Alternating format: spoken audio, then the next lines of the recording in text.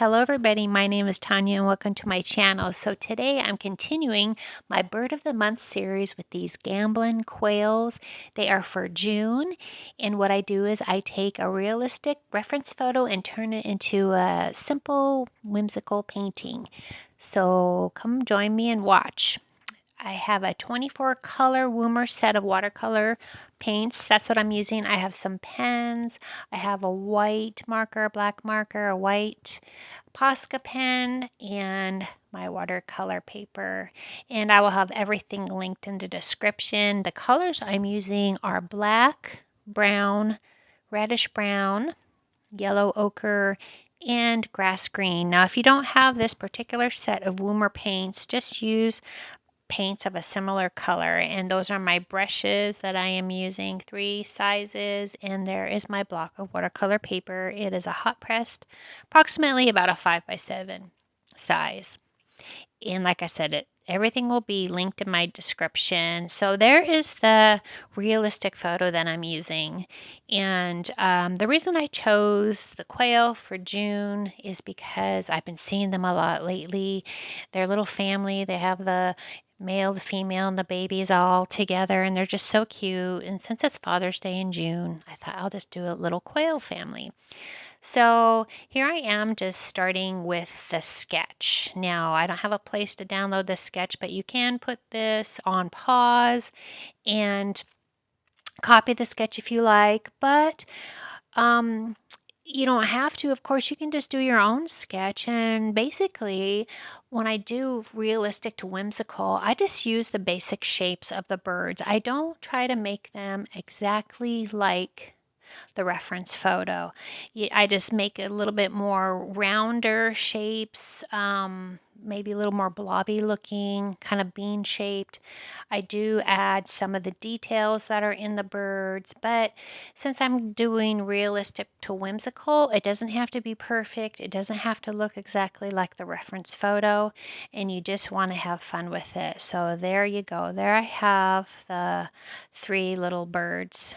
And as you can see, it does not look exactly like the reference photo. So I start with wet on wet, and I'm just wetting. That's I believe a number 4 brown brush. I'm just wetting, starting with the male on the left. I'm just wetting the bird where I'm going to be dropping in the colors. I don't wet the area where I use the black.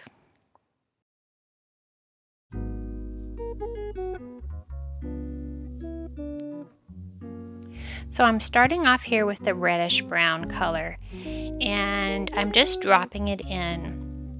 And when I do these birds for Birds of the Month, I prefer just to drop in the color and let the watercolor do its thing. Kind of let the watercolor spread itself around and mix and mingle with the colors that other colors that I'm using. So then on the bottom here, I put in some yellow ochre. And next is the black, but what I did is I took a mixture of the black and the yellow ochre and kind of mixed that together to create that almost like a taupey color. And try not to mix the colors together too much as far as the black over the yellow ochre, because I did want a little bit of that yellow on the bottom, and try not to play with it. I try not to play with it too much. So next I go to the female, and I basically do the same thing. I did the whole thing wet on wet because she doesn't have those black markings like the male does. So I started with yellow ochre for her, and then do the same thing. I'll be dropping in some of the mixture of the black and yellow ochre.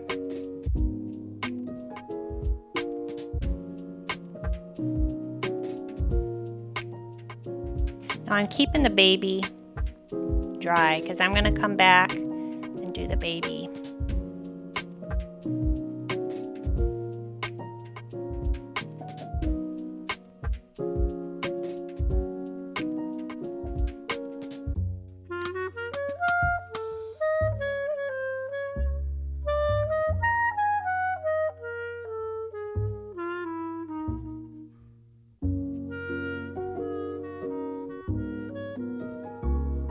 Next, I'm dropping in some water. I wanted to create a little bit of blooms in the chest area to give it kind of a little bit of texture.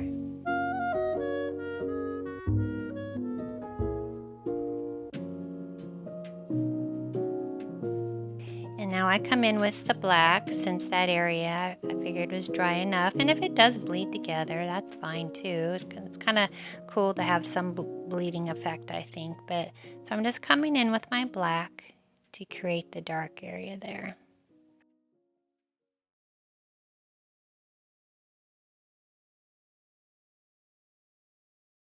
And then here I'm using a pointy calligraphy brush to do the beak. Oh, sorry, that's not a calligraphy brush. That's my liner brush. Sorry.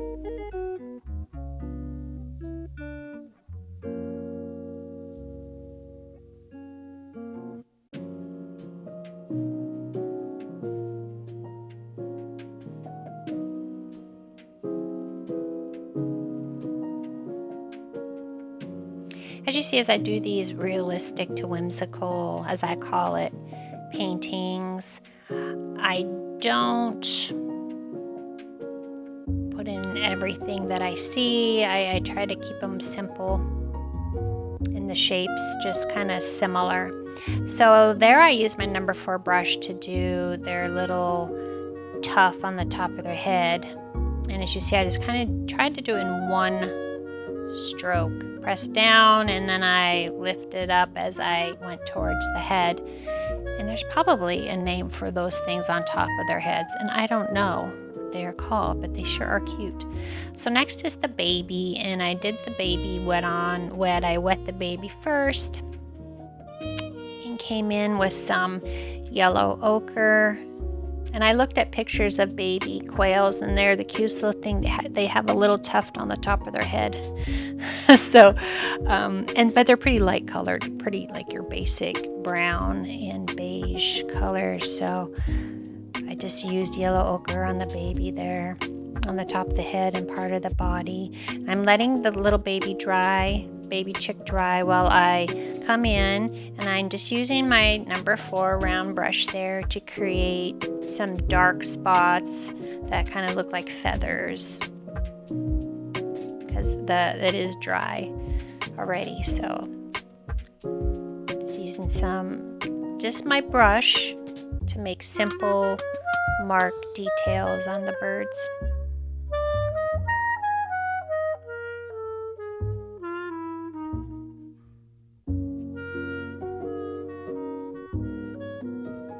And then I use some of the reddish brown also.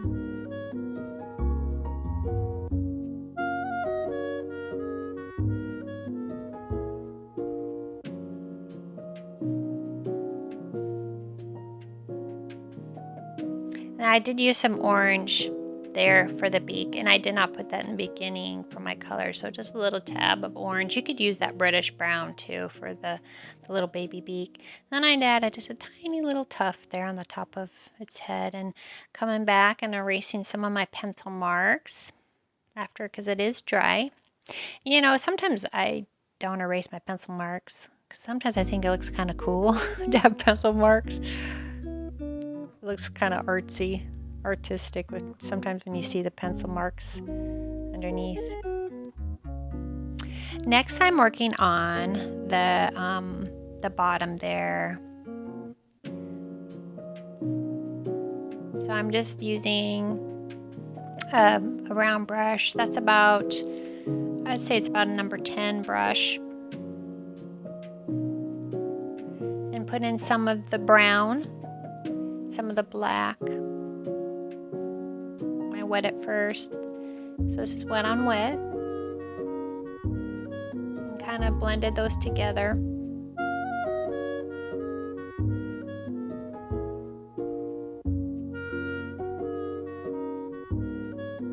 And add in some more, I think that was a little bit of the reddish brown mixed with the brown. And just putting a little bit of that more underneath the the quails there to make it look more of a shadow.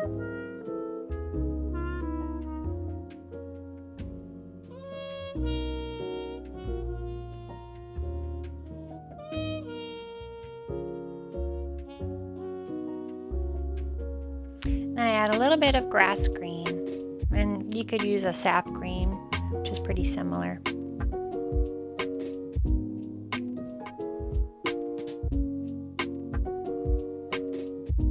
And there it is dry. So now I come in and do some of the fun stuff to me, which is the details. So here I'm using a Posca pen, and I'm just making dots instead of a white line for the white feathers on the male bird, on the male quail. Now I think that's what gives partly it gives it its whimsical look. I think when you use dots, swirly marks, maybe hashes, slashes or angled marks, stuff like that is what kind of creates whimsical looks. So there I did dots, and now I'm coming in with a black pen. It's just a waterproof marker, and drawing the eye. Now this marker, I really like the tip. If you can see, it's kind of got a pointed tip, almost like a paintbrush tip.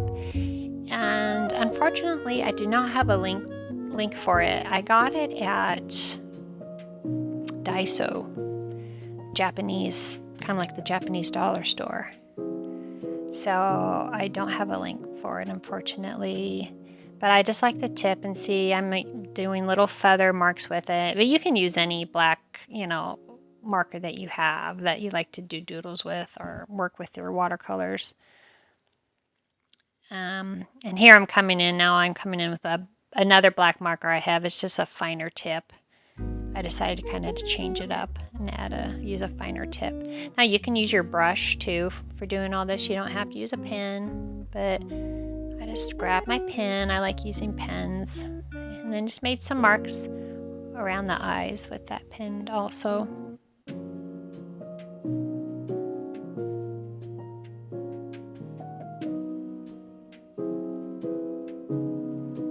Now I come in with my white gel pen and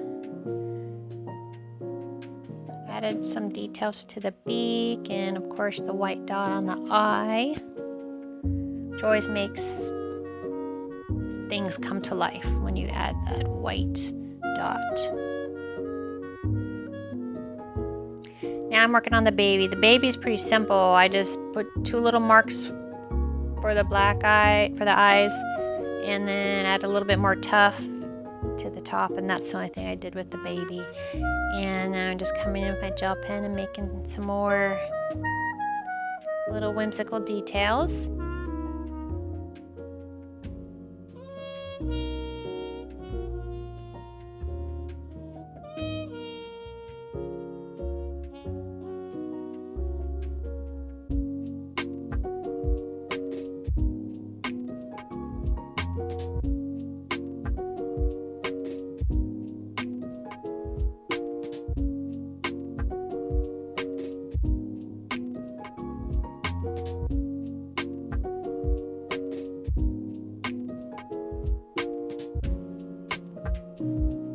It's fun to do these type of paintings because you can kind of just do what you want, you can kind of let go and just kind of add whatever details you like. You don't have to look, it doesn't have to look exactly like the photos. You can see mine sure doesn't, but it still looks cute, and you can still tell they're quails. And here I have a white color pencil, and I'm just adding some highlights. And that'll be it for these birds. That's all I do with them. So I hope you guys enjoy it. And if you have any suggestions for July, please put them in the comments below. I always like to see what people have ideas for. So thanks so much for watching. And please like and subscribe if you haven't. And I'll see you next month with the next bird. Bye.